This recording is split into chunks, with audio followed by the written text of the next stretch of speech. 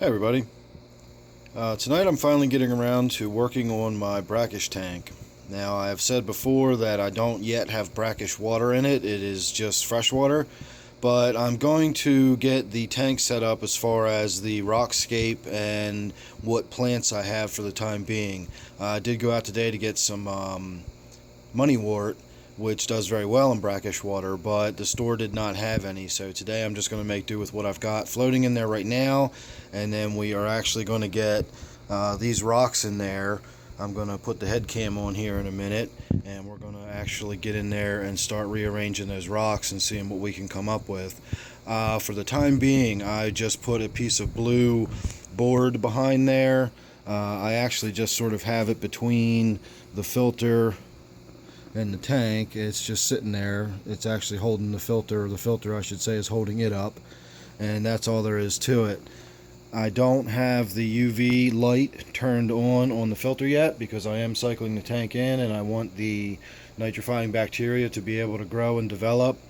I took one of the filters out of my 29-gallon miscellaneous tank today and gave it a little swish around in there. Plus, the substrate I'm using is eco-complete, and apparently or supposedly it comes with living bacteria already in it.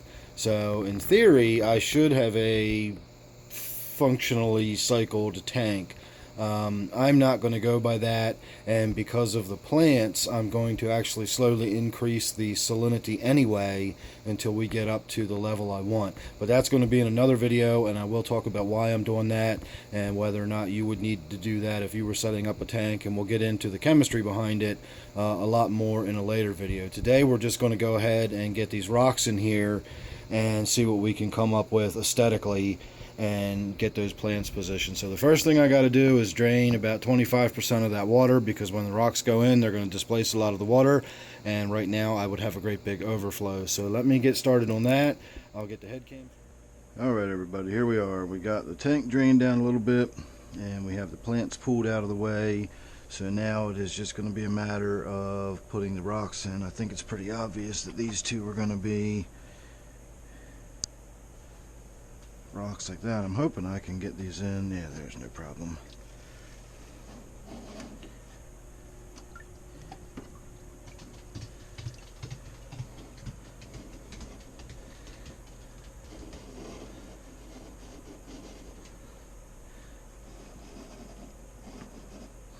Now I don't have the kind of fish in here that are gonna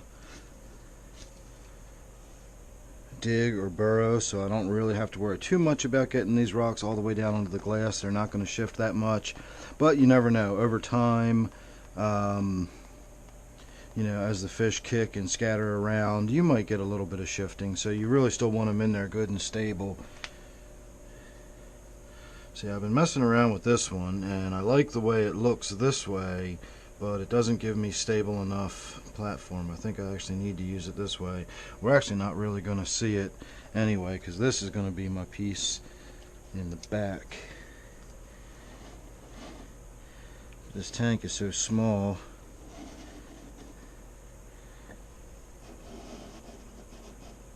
I really don't have a lot of room to work.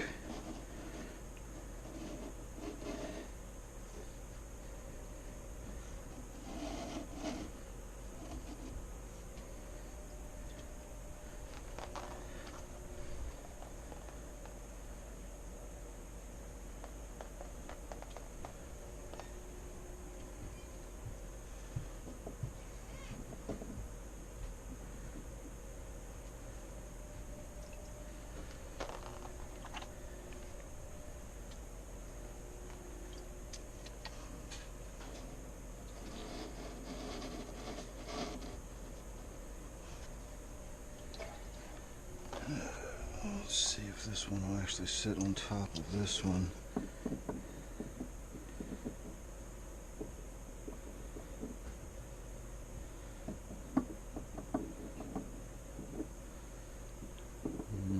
It's not stable enough for me.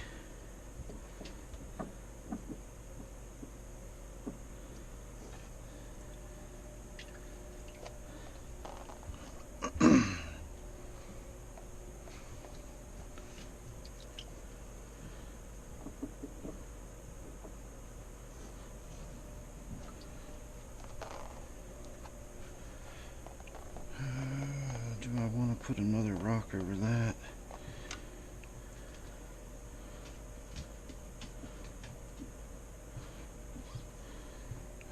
I suppose we could do 2 caves side by side. I can always change this around later if I wind up not really liking the way it looks. In fact, with it done this way, I might be able to actually use this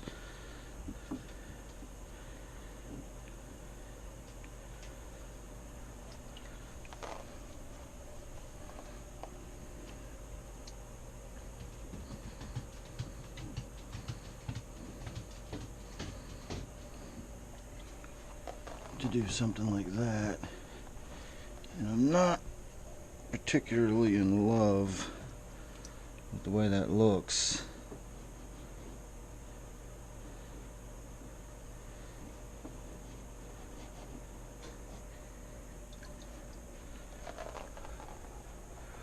But it's not bad. It'll allow the water to flow through it fairly easily. It'll allow the fish to swim through it nice and easily. It'll give them plenty of places to hide. Whenever I get the opportunity, whenever the fish store actually has some more of those bumblebee gobies, I'm going to get more of those. I'd like to have about 10 of them swimming around the tank. So it'll be butterbean and some of those as well eventually. So I think that'll work for the rocks for now. Again, I'm not overly thrilled with that, but I can live with it. So let's pull some of this out.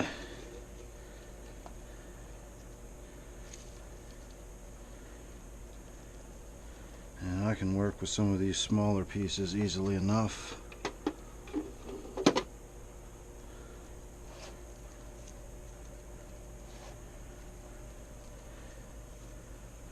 Just do something simple like tuck it under the edge of this rock.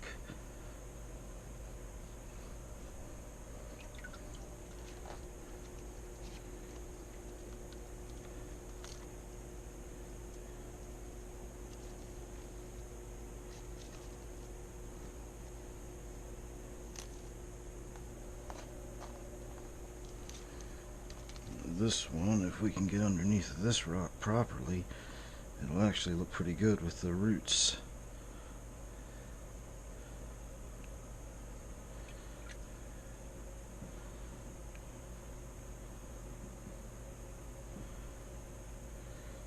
Well, it's not great, but it'll work for now.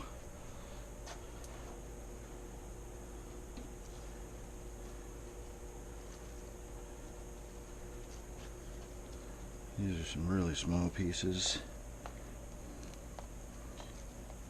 So we could do something like this and tuck it down into here.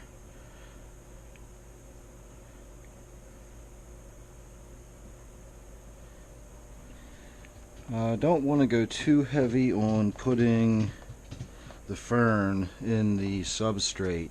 The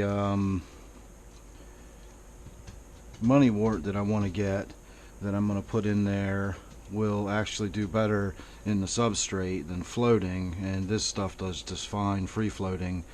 The moneywort is also a much more upright plant that has a more stalk-like main body, and that will allow more free flowing around on the bottom, and I'll get less detritus. Wherever I have these tanks set up, they're just so dense and clustered at the bottom, they just collect stuff that floats around the tank, and it gets pretty messy around the root bases. So this one I'm going to probably have to use 2 hands to get in there and do this one. Let's see. Well, it's resting on something, so that's good enough for me. And I think we can call that good for that. And just for good measure, I'll find a decent sized one, and I will actually put it in the substrate, and I'll do it right in front of where the filter flows in, and that'll be in a nice high flow area. I'll actually use this big piece here.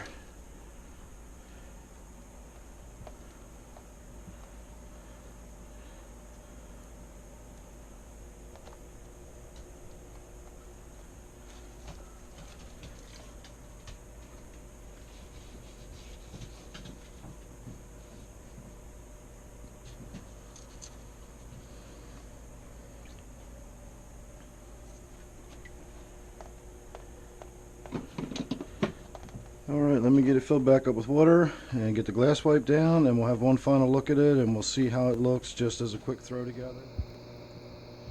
Alright, that's what we've got so far. So I don't dislike it. I don't think I'm going to keep the blue background behind there. That's just something in there for the time being so that we're not looking straight through at the wires and, you know, the filter and everything hanging on the back. So that is a nice open cave structure. We're going to get some roots growing. I'll probably leave it like this for a while. That's not bad looking. And then, as I said, I'll get some of that moneywort and I'll plant that in there in a few spots that'll sort of cover up some rough edges and soften where the rocks meet, and it'll look a lot more natural, and it won't look like somebody slapped a bunch of rocks in there and then jammed some plants between them. So over time this will grow in. Now we're going to have to start waiting for all the diatom algae to do its thing, and the glass is going to turn brown and the rocks are going to turn brown, and we'll go through all of the process of getting a brand new tank cycled in. But that'll give us opportunities to discuss what's going on while that happens. We can talk about the brackish water, as I've said several times now, so look forward to that. So there you go, everybody. Thanks for watching this one. If you're not already subscribed, please do so, and that way you won't miss anything I do have coming up. So thanks again, and I'll see you real soon on the next one.